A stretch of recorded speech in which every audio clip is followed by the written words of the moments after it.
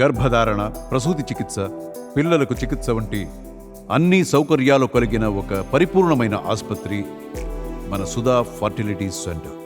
నమస్తే, నా పేరు Krishnamraju, VVR, president, Andhra Pradesh ఎయిటర్స్ association.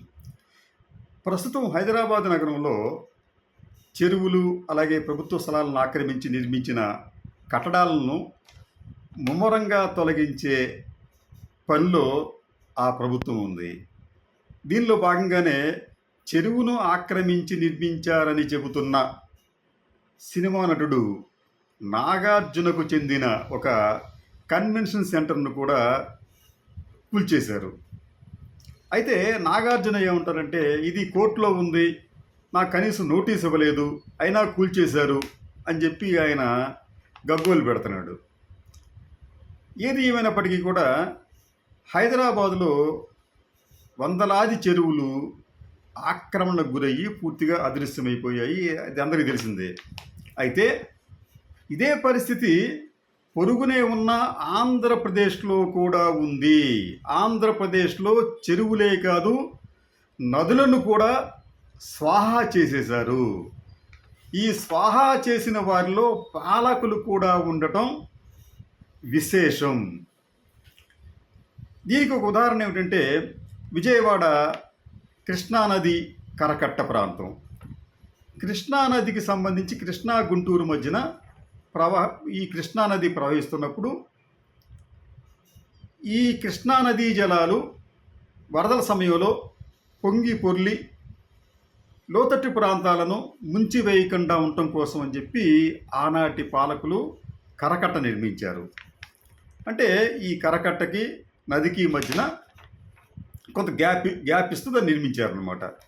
దీన్ని ఆసరాగా తీసుకొని నదిని ఆనుకొని, అంటే నదిని కరకట్టకు మధ్య ఉన్న ఈ ఖాళీ స్థానాలని ఎప్పుడో చాలామంది దాన్ని స్వాహా చేశారు, స్వాధీనం చేసుకున్నారు రకరకాల అధికారులు పుట్టించి. అంతేకాకుండా ఆ ప్రాంతం అంతా కూడా ఆహ్లాదకరంగా ఉంటుంది, రివర్ ఫ్రంట్ వ్యూ ఉంటుందని చెప్పే ఉద్దేశంతో క్రమంగా అది బడుగుల చేతిలోంచి బడాబాబుల చేతిలోకి వెళ్ళిపోయింది. బడాబాబుల చేతిలోకి వెళ్ళిన వెంటనే అక్కడ పెద్ద పెద్ద ఆశ్రమాలు, గెస్ట్ హౌసులు నిర్మించారు. ఈ నిర్మించడం కూడా వారు కొంతమంది అయితే నదీ జలాల్లోకి వెళ్ళిపోయి అక్కడ కూడా కాంక్రీట్ వేసి తమ ఆక్రమణ కొనసాగించారు. ఇలా నిర్మించిన వాటిలో విచిత్రంగా ప్రస్తుత ఆంధ్రప్రదేశ్ ముఖ్యమంత్రి చంద్రబాబు నాయుడు గారు నివసిస్తున్న భవనం కూడా ఉంది.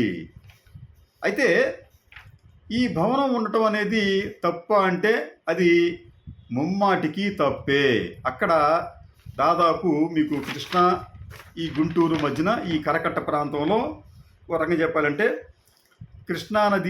కృష్ణా జిల్లా పరిధికి వచ్చేటప్పటికి 48 భవనాలు, అలాగే గుంటూరు జిల్లా పరిధికి వచ్చేటప్పటికి 18 భవనాలు అక్కడ నిర్మించారు. దీంట్లో ఒక అతిపెద్ద న్యాచురోపతిక్ హాస్పిటల్ కూడా ఉంది. అంటే ప్రకృతి వైద్యశాలగా దాన్ని చెప్పుకుంటున్నారు.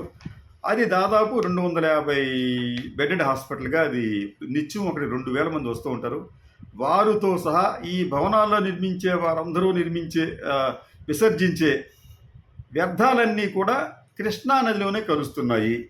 ఇది ఒక తీవ్రమైన ఉల్లంఘన. అయితే మరో ఉల్లంఘన ఏమిటంటే, అసలు ఈ కట్టడాల నిర్మాణం అనేది అక్రమం అని చెప్పి 2015 జనవరిలో ఆనాటి ఇరిగేషన్ శాఖ మంత్రి దేవినేని ఉమామహేశ్వరరావు గారు స్వయంగా చెప్పడమే కాకుండా 2 లాంచీలలో విజయవాడ ప్రాంతానికి చెందిన అన్ని వార్తా సంస్థలు, పత్రికలకు సంబంధించి అలాగే టీవీ ఛానల్కి సంబంధించిన విలేకరులందరినీ కూడా తీసుకువెళ్ళి మార్గ మధ్యలో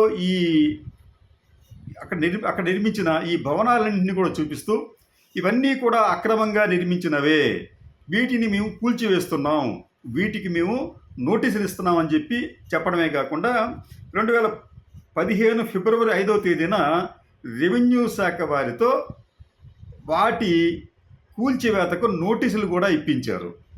అంటే ఇక స్పష్టంగా మనకి ఏమర్థమవుతుందంటే అక్కడ నిర్మించినవన్నీ కూడా అక్రమ కట్టడాలే అని చెప్పి.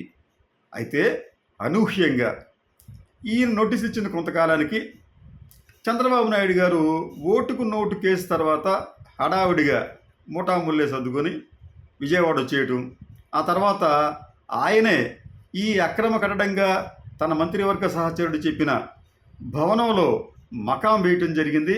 ఆ తర్వాత ఏమి జరిగిందో ఎవరికీ తెలియదు, ఆ నోటీసులు ఏమైపోయినాయో ఎవరికీ తెలియదు. ఎవరూ కూడా ఈవెన్ జగన్మోహన్ రెడ్డి గారి ప్రభుత్వం కూడా వాటిని తొలగించే ప్రయత్నం కూడా చేసిన దాఖలాలు కనిపించలేదు. అయితే వారు తొలగించకపోయినప్పటికీ కూడా అక్కడ జరిగింది ఏమిటంటే ఖచ్చితంగా అనేక రకాల చట్టాలను ఉల్లంఘించి ఆ భవనాలను నిర్మించారు. నిజానికి రిజర్వ్ కన్జర్వేటరీ యాక్ట్ దీని ప్రకారం నదిని ఆనుకొని 500 మీటర్ల వరకు, అంటే దాదాపు 1/2 కిలోమీటర్ వరకు ఎటువంటి నిర్మాణాలు చేయకూడదు.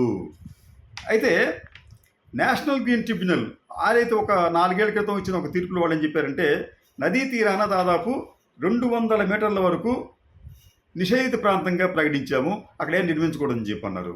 కానీ కృష్ణా కరకట్ట వద్ద నిర్మించిన భవనాలన్నీ కూడా ఇంచుమించు నదీ జలాలను ఆనుకునే ఉన్నాయి. కానీ ఇది ఎవరికీ కూడా ఒక పెద్ద ఉల్లంఘనగా కనిపించటం లేదు. అంతేకాకుండా ఇక్కడ మరి ఇంకొక అంశం ఏంటంటే municipal administration and urban development శాఖ 1996 మార్చి 8వ తేదీన విడుదల చేసిన జీవో 111 ప్రకారం నదికి సమీపాన ఎటువంటి నిర్మాణాలు చేయకూడదు, ఈవెన్ ఎలక్ట్రికల్ పోల్స్ కూడా వెయ్యకూడదు. ఆ ఉల్లంఘన కూడా జరిగిపోయింది. ఈ ఉల్లంఘనలు చేసిన వారు అక్కడ నివాస ప్రాంతాలను కూడా నిర్మించారు, ఆసుపత్రులను నిర్మించారు. అయితే ఈ నివాసాలు వేటికి కూడా డ్రైనేజ్ ఫెసిలిటీ లేదు. వీరు వాడే ప్రతి నీటి చుక్క కూడా నదీ తీరాన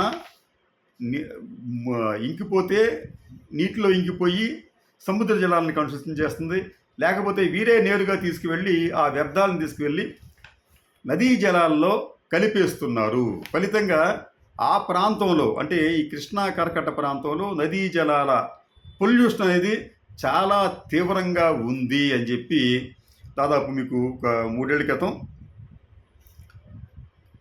నేషనల్ పొల్యూషన్ కంట్రోల్ బోర్డు వాళ్ళు ఒక నివేదిక కూడా ఇచ్చారు.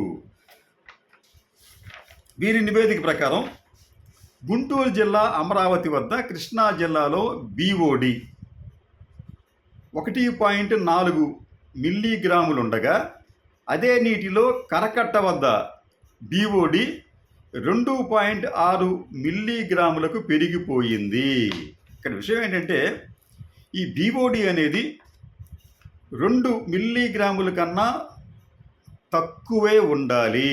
కానీ కృష్ణానది కరకట్ట వద్ద అంటే చంద్రబాబు నాయుడు గారు తదితరులు నివసిస్తున్న ఈ ప్రాంతంలో ఈ BOD అనేది 2.6 మిల్లీగ్రాముల వరకు ఉంది అనేది అధికారికంగా ఇచ్చిన నివేదిక.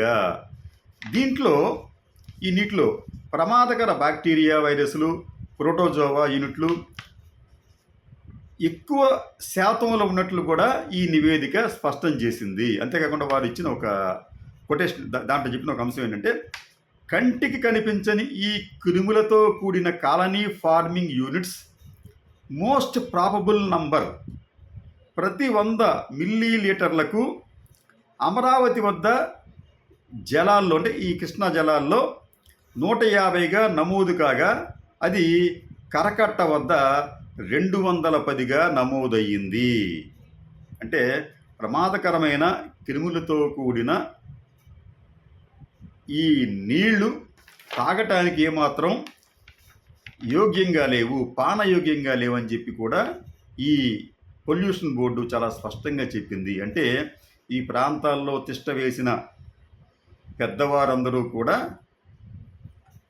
అతిక్రమణ చేయటమే కాకుండా పవిత్రమైన జలాలను కూడా అపవిత్రం చేస్తున్నారు. ఒకవైపు కృష్ణానదికి హారతలు ఇస్తున్నామని చెప్పి చెప్పుకునేవాళ్ళు మరోవైపు కృష్ణానదిని తమ వ్యర్థాలతో కలుషితం చేస్తున్నారు. అయితే వీరిని అక్కడి నుంచి కదిపే స్- ప్రయత్నాన్ని ఎవరూ చేయలేకపోతున్నారు. ఎందుకంటే ఎవరైతే చట్టాలు చేస్తారో వారే అక్కడ ఉన్నారు కాబట్టి వారిని కదపడం అనేది అసాధ్యమైన పనిగా కనిపిస్తోంది. కాబట్టి ఈ ఆంధ్ర ప్రాంత ప్రజలకు ముఖ్యంగా ఈ ఈ ప్రాంతంలో కృష్ణా గుంటూరు మధ్య జలాలను కలుషితం జరుగుతుంటే ఆ జలాలనే తాగుతున్న విజయవాడ గుంటూరు పౌరులను ఎవరు కాపాడతారు? ఎవరు కాపాడలేరు. మీరు గమనించారు లేదో ఒకసారి విజయవాడ రండి. విజయవాడ మున్సిపాలిటీ వారు సరఫరా చేస్తున్న నీరు ఎంత మురికిగా ఉంటుందంటే అంత మురికిగా ఉంటుంది. ఎవరూ కూడా దాన్ని తాగే సాహసం చేయటం లేదు. అంటే ఇది అర్థం నదీ జలాలు ఆ రకంగా పూర్తి స్థాయిలో కలుషితంగా మార్చారు ఈ ఆక్రమణదారులు.